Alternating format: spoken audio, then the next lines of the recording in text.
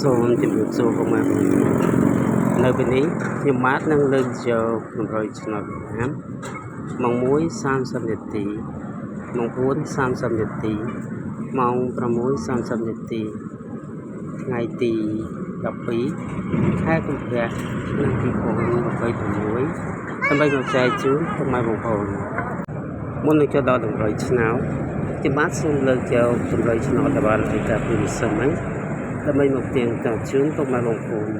សម្រាប់ម៉ោង 1:30 នាទីម៉ោង 4:30 នាទីហើយនិងម៉ោង 6:30 នាទីតម្រូវតែខ្ញុំបាទបានឲ្យគឺមានលេខ0វ៉ែនតា29 76 33លេខអស់មានពីខ្ទង់គឺអុកខ្ទង់0ហើយនិងអុកខ្ទង់7បន្តមកទៀតនេះខ្ញុំបាននឹងទៀងទាត់ជូនពុកម៉ែបងប្អូនសម្រាប់ម៉ោង 1:30 នាទីម៉ោង 1:30 នាទីគឺយើងត្រូវបានពុក A គឺ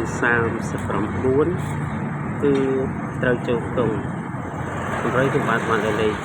33បន្តមកទៀតគឺយើងត្រូវបានពុក B គឺ75គឺត្រូវលេខអុក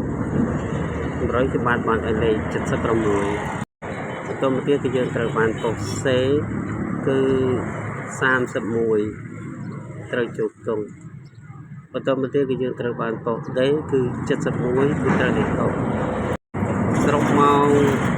1:30 នាទីគឺយើងត្រូវបាន4គ្រាប់បន្តមកទៀតនេះខ្ញុំបាននឹងទៀងទាត់ជូនពុកម៉ែបងប្អូនសម្រាប់ម៉ោង 4:30 នាទីម៉ោង 4:30 នាទីគឺយើងត្រូវបានពុក O គឺ32គឺត្រូវចូលខ្ទង់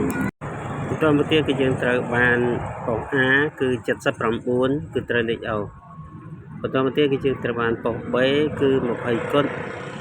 គឺត្រូវចូលខ្ទង់បន្តមកទៀតគឺយើងត្រូវបានពុក C គឺ32ត្រូវចូលខ្ទង់បន្តមកទៀតគឺយើងត្រូវបានពុក D គឺ71គឺត្រូវលេខអុក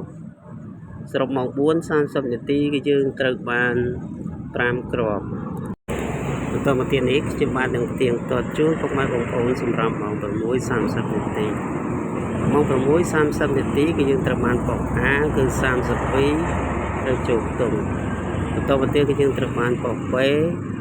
គឺ20គុតត្រូវចូលខ្ទង់បន្តមកទៀតគឺយើងត្រូវបានពុក D គឺ22ត្រូវចូលខ្ទង់សរុបម៉ោង 6:30 នាទីគឺយើងត្រូវបាន3គ្រាប់បន្តមកទៀតនេះ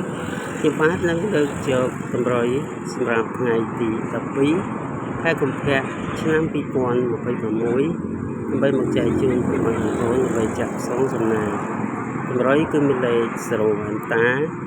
35 46 64លេខអុកមានពីខ្ទង់គឺអុកខ្ទង់0និងអុកខ្ទង់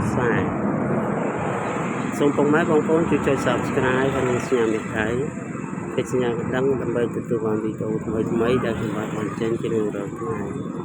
សូមជូនពរសូមឲ្យពុកម៉ែបងប្អូនមានសំណាងល្អគ្រប់ៗសូមអរគុណសូមជម្រាបលាជួបគ្នានៅវីដេអូក្រោយៗទៀតសូមអភ័យទោសចំពោះការរៀបសម្លេងខ្លាំងដោយសារខ្ញុំបាននៅចិត្តផ្សារ